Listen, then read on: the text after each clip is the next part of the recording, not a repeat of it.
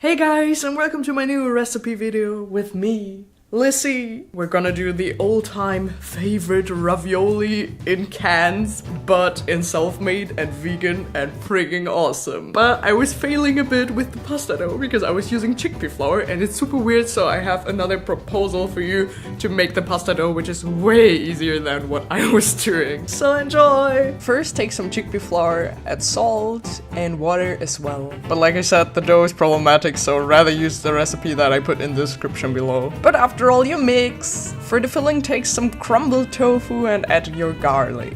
Spice it up with pepper and add soy sauce. Mix everything thoroughly and add spring onions. Put this mixture into an already hot pan. Fry it for around 10 minutes until it is golden brown. Now add nutritional yeast, spinach, and a shot of plant milk.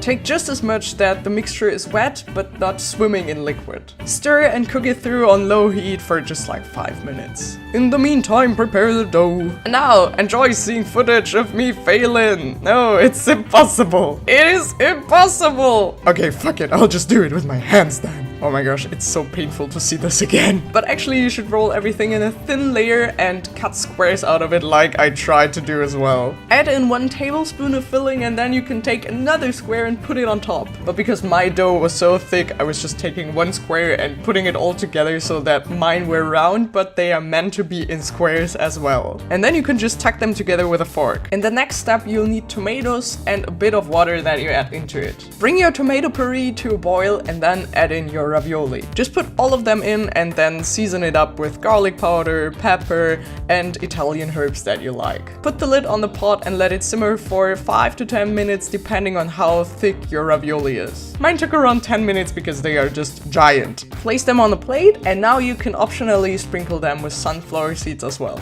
And enjoy!